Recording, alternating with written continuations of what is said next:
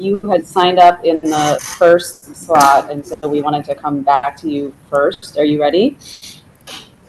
Hi, apologies. I'm outside now, so it's a little bit noisy, but thank you for coming back to me. I just wanted to speak about the last month's meeting and the issues at PS 176. I came as an advocate for CCSE, as a parent of a middle schooler in New York City public schools, and as someone who's lost a dear friend to asbestos-related ovarian cancer at a very young age. This issue is serious. I was appalled at the dismissiveness of parental concerns. I couldn't believe what I was hearing. I immediately reached out to everyone who spoke at the meeting, got that document dump, have been working on this case nonstop, and it just gets sicker the more that you actually look at it. The non-compliance with a HERA at that school is out of control, but what is really unsettling is the leadership at that school. I have never seen such a botched cover-up job in my life. It's not a matter of if those students, especially in the 500 classes, were exposed to asbestos. It's how long. How long were they exposed? It was a construction on the windows that caused the water infiltration, which caused the asbestos to be disrupted in those rooms. And there was a lag between when that was discovered and when it was announced to parents, which it really wasn't. And then when the actual abatement took place. So what I'm talking about is massive discrimination. Like, it made me sick to realize the student population, the parent population, most of the parents, English is not their first language. If you go into NICSA, when they ask, what's your home language? Those students, those parents, they speak in Mandarin, they speak in Chinese, but some of them speak Spanish.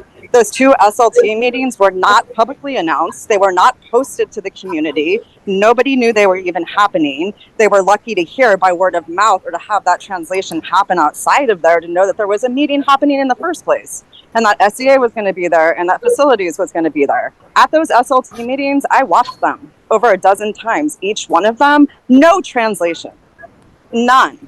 No questions were answered. It was just passing the buck. It was SEA, facilities, and the principal trying to get out of taking responsibility for what happened in that building. I'm sorry, you don't gamble with your community's safety and health. You don't gamble. You prioritize it instead of trying to protect your reputation, trying to protect your friend's job, trying to protect yourself from being fined for violating federal regulations. I mean, this is a civil rights case. It's discrimination based on, language, based on the barriers. I mean, there is no way that this is not a massive discrimination case. And then you have the medical side of it. You have the ADA violations. You have kids not going to school because they have chronic medical disabilities.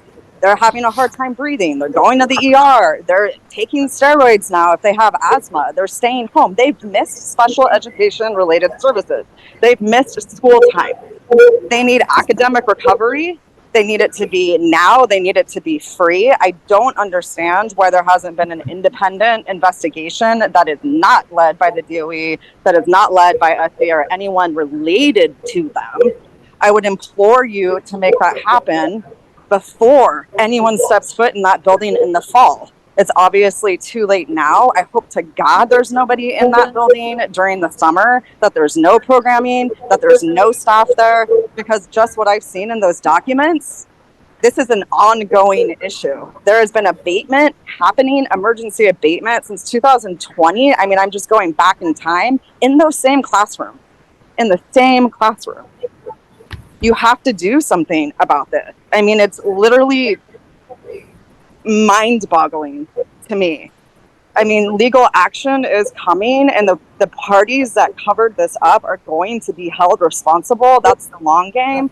But just to stress it to those parents that are listening now, get the documentation in your child's records, on their transcripts, when they attended the school, which classroom they were in, and that they were exposed to asbestos. So 8, 10, 12 years from now, if your child does get sick, which God, I hope they don't, or their teachers get sick, or their parent gets sick, they can sue the DOE's ass. Thank you. Thank you, speaker. And just, I know you had wanted to speak in the first session, so we did give you an extra 2 minutes. Thank you. So I'm going to move to Andres Suarez next.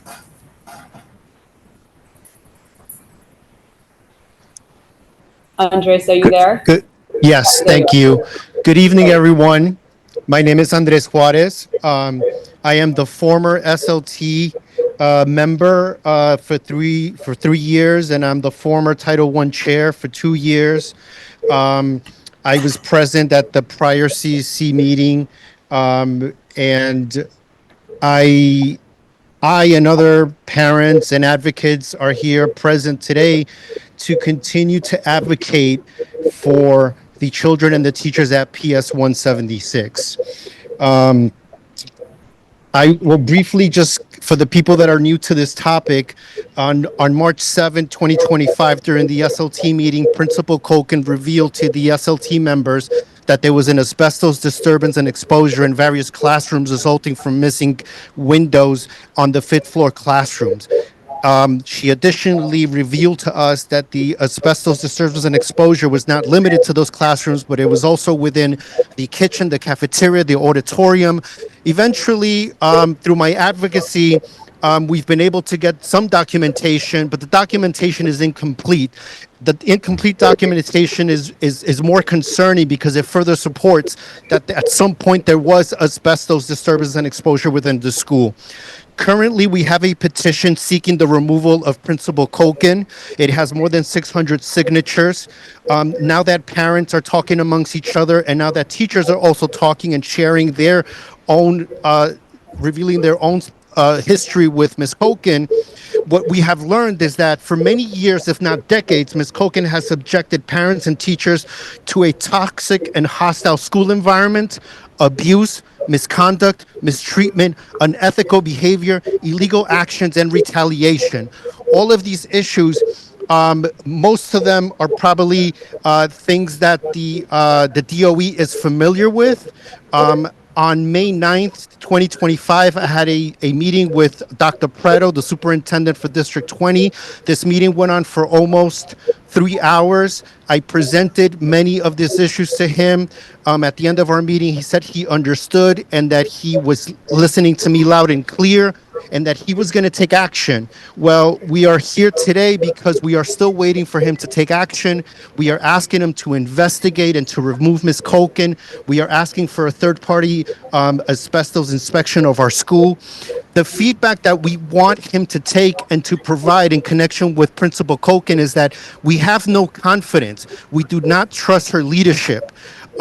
Given the events and issues that have come to light, we continue to demand her immediate removal.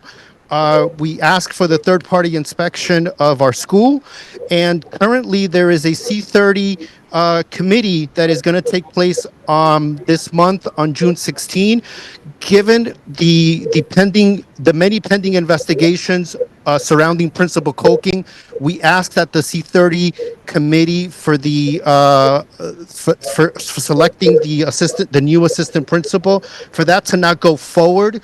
I think this would be in the benefit of all the candidates, including the current intermittent assistant principal. We want to preserve the integrity of that process. Ms. Culkin should not be a part of it. This C30 should not go forward.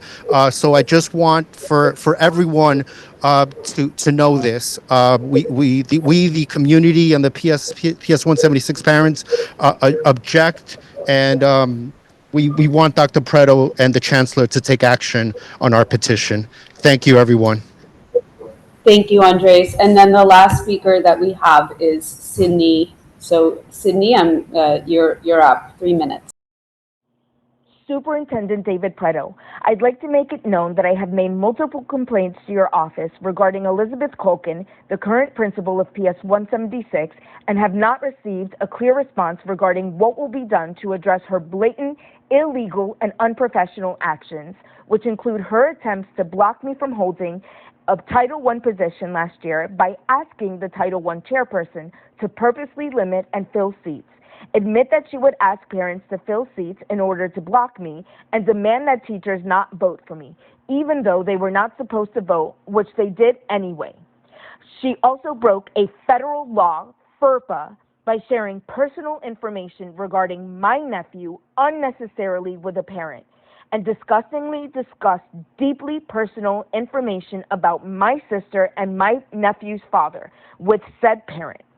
There has also been no answer as to why she did not notify parents of the asbestos abatement as required by law. I sent Sylvia Jasinski a list of document requests yesterday, which the DOE and DSF failed to provide, as was previously promised. And for anyone who didn't attend the last Zoom meeting with Aramis Rodriguez on May 16th, it was an absolute travesty. Many parents' questions were left unanswered, as seen in the Q&A box and Zoom chat, which I recorded. Speaking of which, where is the extremely important answer Aramis was supposed to provide regarding asbestos exposure from water leakage through asbestos-containing material, aka ceiling plaster, and the children were allowed to remain in the classroom while there was water leakage? I also want to make it publicly known that after reviewing the documents that were provided extremely carefully, we have decided to take my nephew out of PS 176 for the remainder of the school year, as his pulmonologist has strongly recommended. Lastly, I'd like to let you know that the summer break is soon approaching, but we will not forget. I personally will continue to attend CEC and PP meetings until all our questions and requests are answered and granted, and that those responsible for the gross neglect are held accountable. I look forward to continue seeing you, and hopefully that you finally take real action for the students, parents, teachers, and staff of PS 176. Thank you.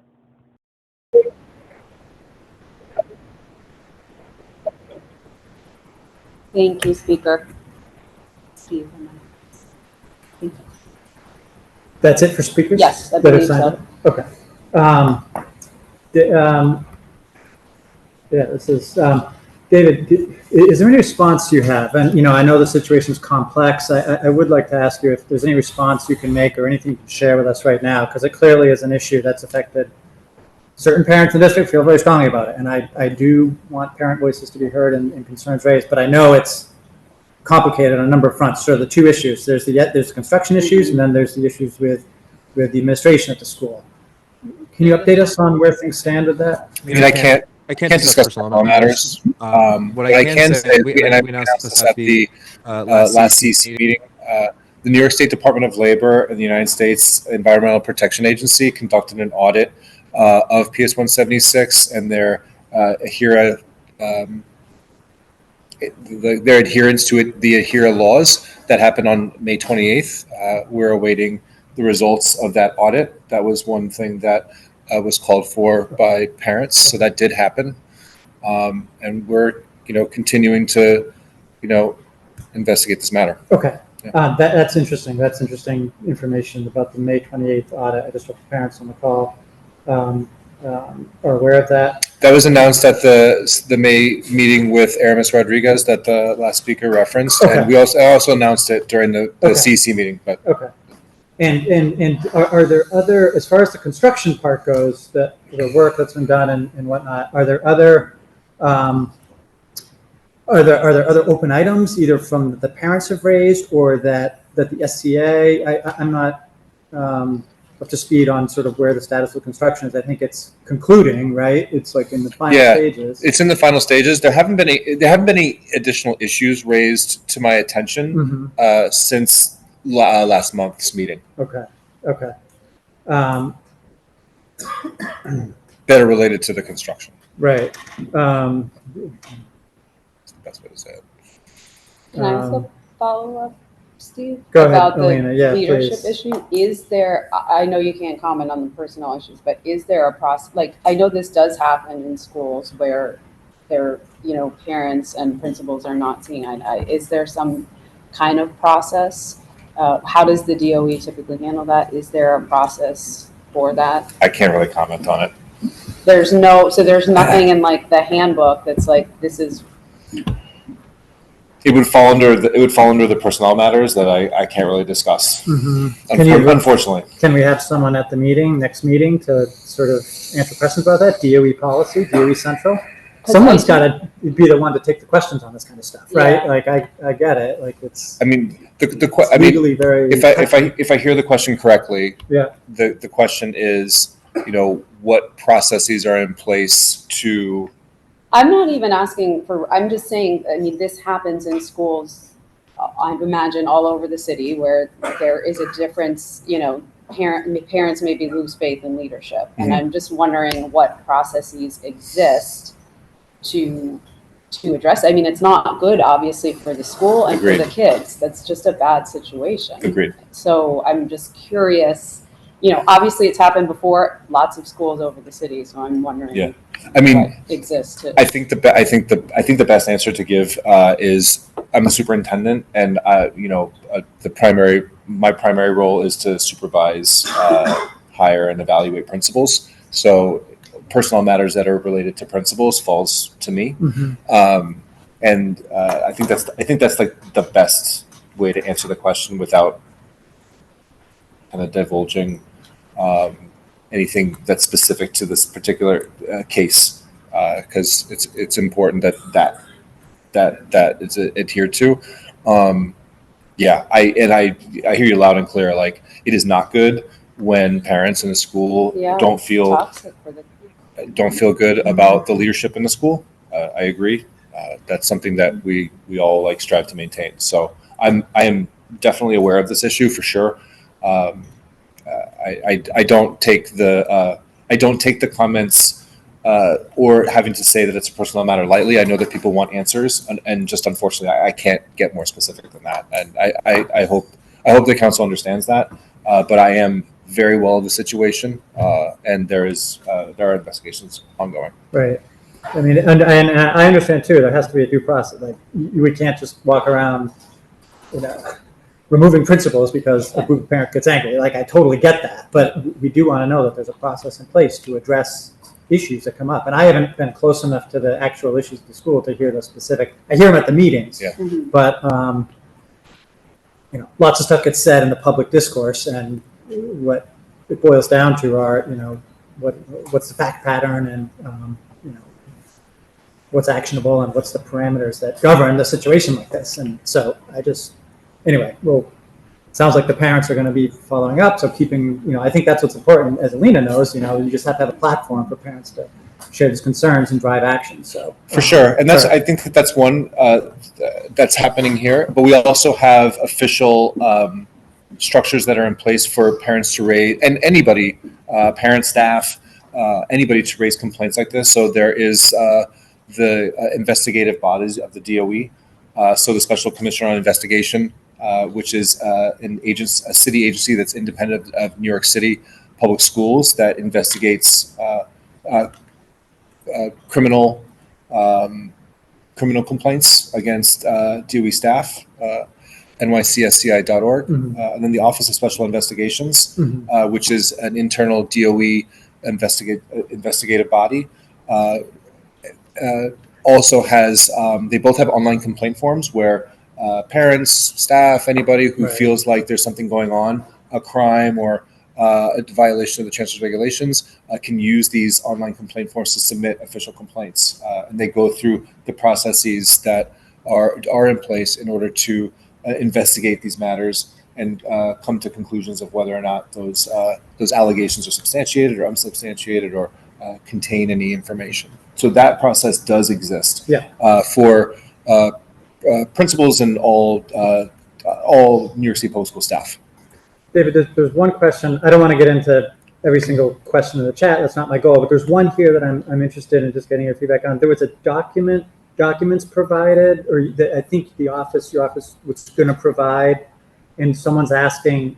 Some of the documents were missing. The DSF document dump was missing many vital documents. Do you know what that's about? So the Division of School Facilities and School Construction Authority, which are two different entities.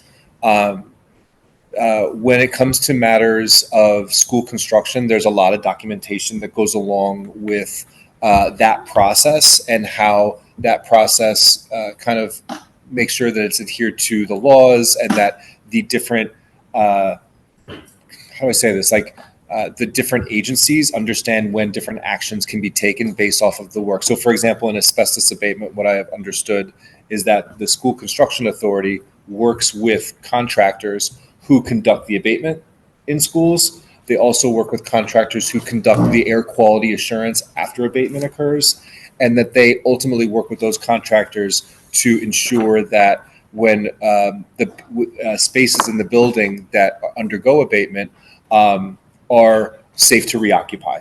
And when that safe to reoccupy piece happens, they issue a reoccupancy letter to the Division of School Facilities, notifying school facilities that the room or the space in the school in that case is safe to reoccupy after the abatement has been conducted. That's an example of a document that was included in this the document dump that you're referring to. This is part of the process that the SCA and DSF have in monitoring these construction projects. This is one example. And all of the documents that were related to the construction project at PS 176 were released. They're not documents that are, from what I understand, typically, it's just part of their processes. But in this case, because there was so much parent outcry and concern around this particular project, they decided to release all the documents that they had that pertain to this project. So to my knowledge, every single document was released. Okay. Claims that there were additional documents connected to it that were not released is not something I can really speak to. Okay. Can we follow up with, or can we,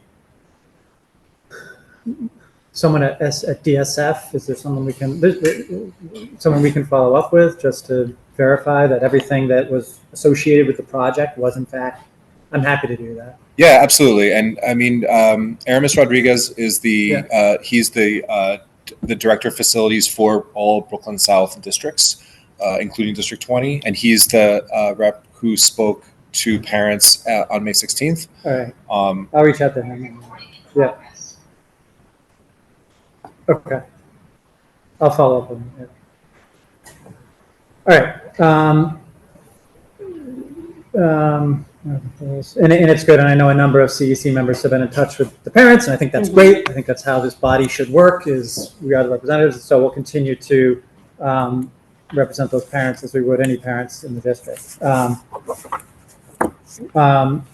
are we now? Go ahead, Alina. No, it's back to you. You're up to the evaluation. Okay.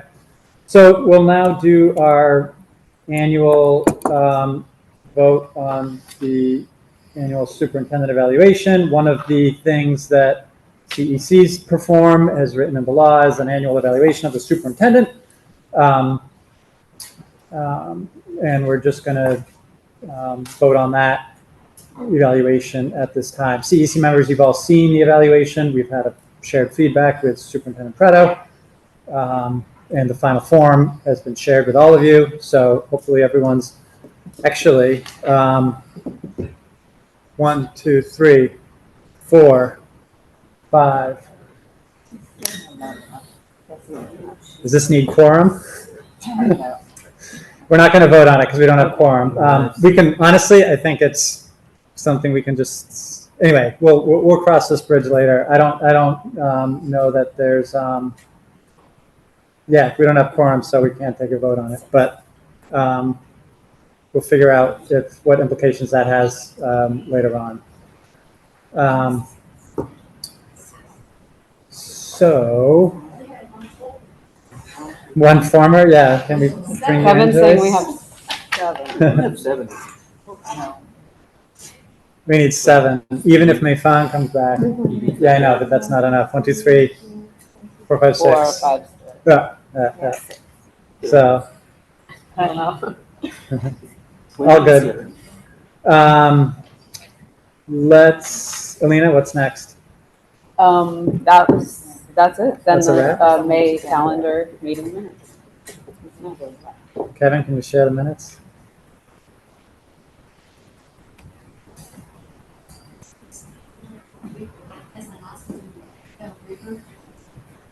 So everyone, please review the minutes from the last meeting, and if anyone would like to make any changes, please say so.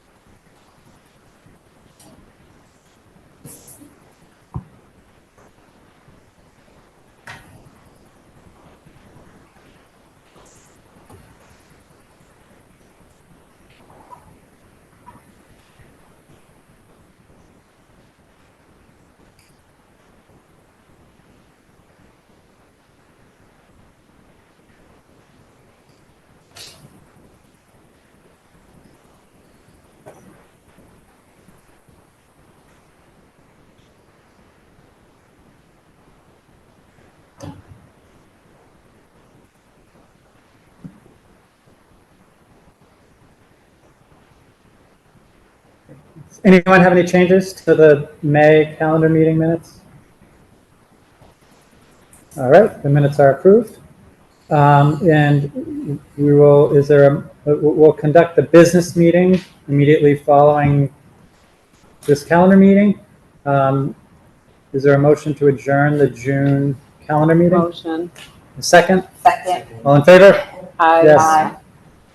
All righty, the June CEC20 calendar meeting is adjourned. Anyone want to should we just go right to the business meeting? I don't think there's going to be a... What do you guys think? Break? Or Anyone need a break? Let's do it. All right, Power through. business meeting time. Thank you everyone for joining the CEC20 June 2025 business meeting. Kevin, can you take attendance? Yep. Taking attendance for June business meeting. Steve Stott, Here.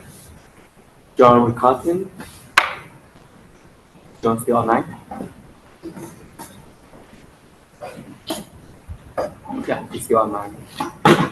Elizabeth, Here. Kevin here. Mayfan.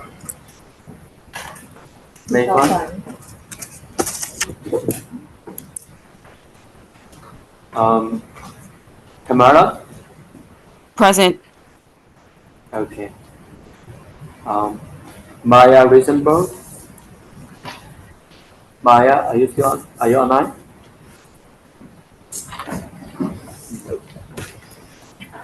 Wayne, Here. Arina, Here. Yanqing. No. Adios. Okay. I see you, Yanqing. Thank you. Sabrina. Here. Fabiola. Present. Okay. Thank you. Yep. Okay. Interpreters, can you please introduce yourselves for the business meeting?